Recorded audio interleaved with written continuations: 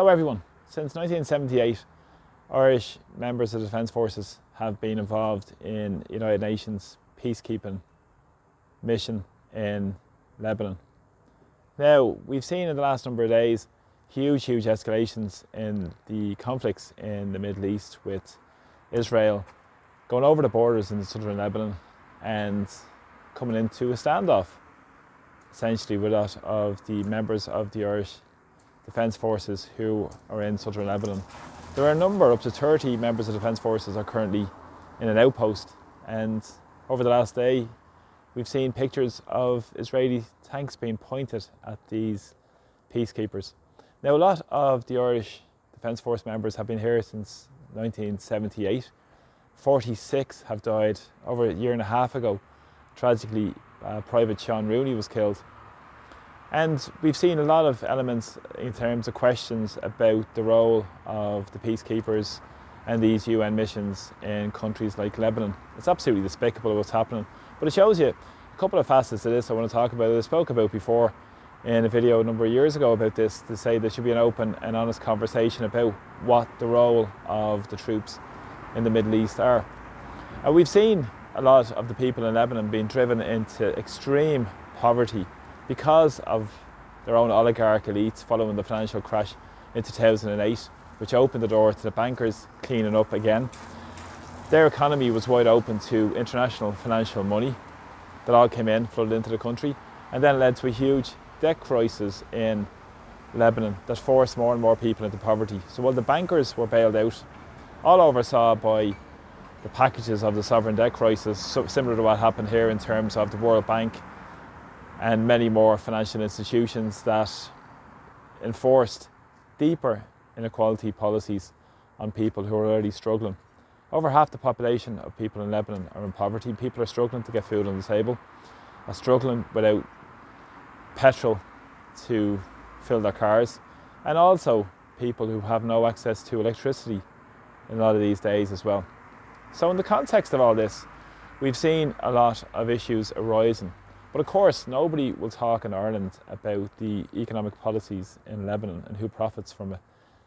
More the same, they're going to talk about other issues of the UNIFIL mission in Lebanon. Questions really have to be asked about what's the purpose of the mission. We know ultimately the security resolution was to provide the peace there, but currently the Irish troops are nothing but observers and are going to be dragged into this war. The latest I've heard is that Israel are moving into the southwestern part of Lebanon, looking for an offensive attack, coming probably from the sea as well, to look towards taking over part of southern Lebanon. Could be coming a new Gaza, judging by the murderous campaigns that are being pledged by these political leaders. Absolutely inhumane and barbaric, when people are suffering and dying because of this. But what's important to know, as I said, is the Irish role in this. We've seen the political reaction in Ireland from the politicians and the government side, speaking out of both sides of their mouth. Simon Harris is flying off to Washington today, and he'll meet Joe Biden, and I'm sure he'll be having a few pleasantries when he's meeting Joe Biden, but of course he won't get to the nub of the crises that's facing the people in Lebanon, and much the same as the Irish Defence Force members who are caught up in what's going on over there as well. Because so many people in the Defence Forces, members of the Defence Forces, are struggling themselves and go on missions to Lebanon because of money, because so many people are struggling. And many members of the Defence Forces are on the poverty line, leave the Defence Forces because of the way they're being treated as well. And the Irish political establishment are sending them off in the first instance to enforce policies of inequality for the economic hegemony in the world. And we can see that through the financial instruments and the neoliberal policies, and much the same to what's happening today in Lebanon.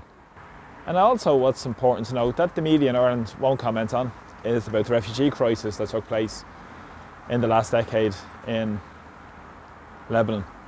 We've seen over 1.5 million Syrian refugees being forced to go across the border and end up in Lebanon. and a lot were facilitating the big employers in Lebanon, who are benefiting from cheap labour and driving down workers' conditions. This is always the agenda, where the working class always pick up the tab for the sins of the financial elites, the bankers and the ruling classes. In Lebanon, about 50% of the population has the same wealth as 0.01% of the very top of society. So while we have the sovereign debt crisis we had in Ireland, which is the same with the austerity, similar to what's happening across in Lebanon, but the impacts it has on Ireland are profound in terms of the impacts and the involvement of members of the Irish Defence Forces. So an open and honest debate should take place around these issues, what's happening in Lebanon, and not look at it as a binary issue that the media will always try to paint it as. It's a lot more nuanced than that, and there's issues there of the financial issues that are going on in society, as well as the horrific colonial settler policies that's always been pushed by Israel for many, many years. They've done the same in Gaza and many more parts of the world as well. And not the only country to have done that. There's many more countries in the West, for instance, that have done that also as well. We look across the water to Britain, you can look to France, you can look to the United States, you can look to many more countries around the world that have done that, imposed their imperialism and their colonial settler policies on other people. But it's at the nexus of it is the economic policies and who benefits from this again. It's the oligarchs who will always benefit. They benefit from the misery of war, they benefit from the military-industrial complex, they benefit from these UN mandates as well. So what's the purpose of the United Nations? Really, you need international law to be upheld, but when you have institutions that have very next to no power and meaningless motions and resolutions that actually don't go anywhere, what's the purpose? And who's held to account for their barbaric, inhumane acts of war wherever they occur around the world? So thanks for the support, and just please share my video as well, because it's important to get the information out to what's happening on the ground to people in terms of the economic policies, the economic fallout, and why there's so much of a rise of people, for instance, moving towards extremism because of the issues of inequality, the issues of poverty, the issues of being left behind. But yet there's plenty of money in Lebanon and plenty of money in the world, plenty of money here in Ireland in the coffers of the ruling classes. So put the interests of ordinary working class people first. And thanks so much for all the support in my videos. Please press subscribe. Take care. Bye bye.